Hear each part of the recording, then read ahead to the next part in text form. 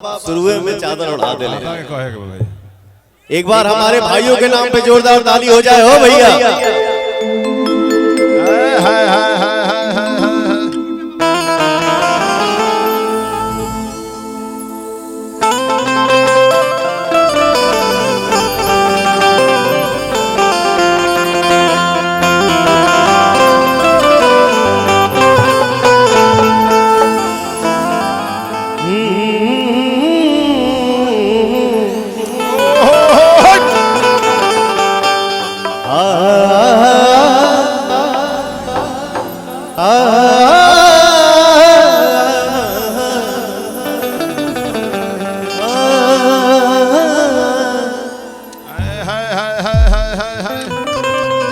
खाली मत बंदे बाबा। सरदा भवानी राखा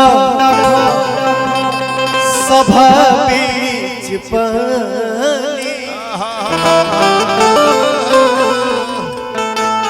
सरदा भवानी राखा सभा बीच पानी।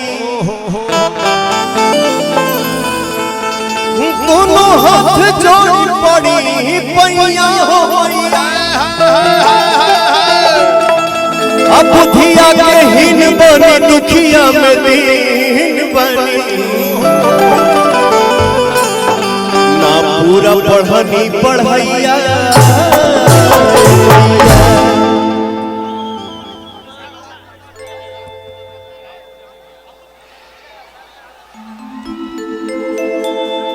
फिर आप लोग खड़ा हो जाए। हमको समझ में नहीं आ रहा कि मैं क्या गा रहा हूँ। प्लीज बैठ जाइए आप लोग। चारों तरफ मॉनिटर है, मॉनिटर के पास ही आप लोग खड़े हो जा रहे हैं, कैसे होगा?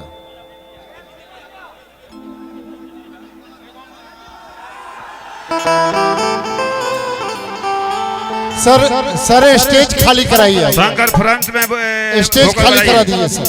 हाँ फ्रंट मॉनिटर में क्या कि साइड फील्ड सारे तरफ पब्लिक है, फ्रंट में बढ़ाइए। मेरे भाई इतना ना जिंदाबाद कर देते हैं। वाह यहाँ पे बहुत सारे हमारे भाई और भैया आए हैं। ओके ओके। माता बहन बैठल बड़ी जय हो। हेलो बहुत बहुत नमस्कार। आप लोगों को दिल से धन्यवाद। और बढ़ा दिया। आज माई के जागरण में हमने के सब कलाकार यहाँ एकत्रित भइल बानी जा। कभी कभी मौका मिलेला अच्छा अच्छा बात बोले की। माई माता रानी के भजन सुनावे की। दिल गदगद करके माई के भजन सुना जा, आनंद ला जा। घर जाके आराम करे के बाद अभी तो समय है, बहुत सारी बातें होंगी। सही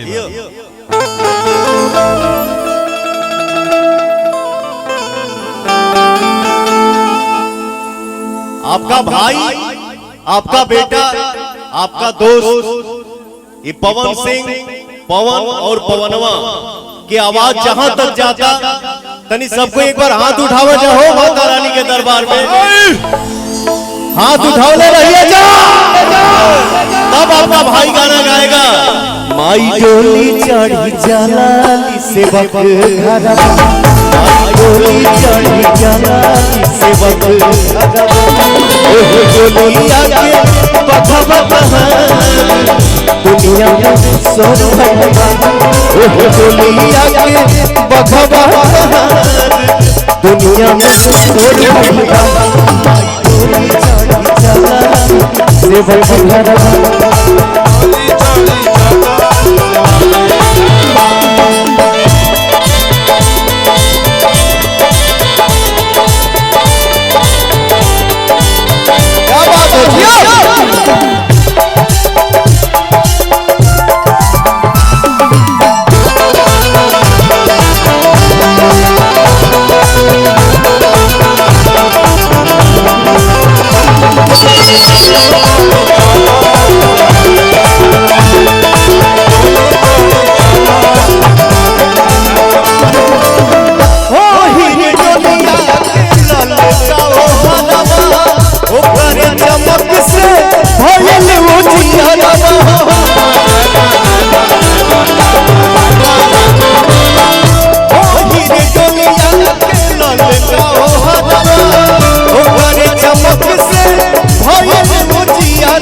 हो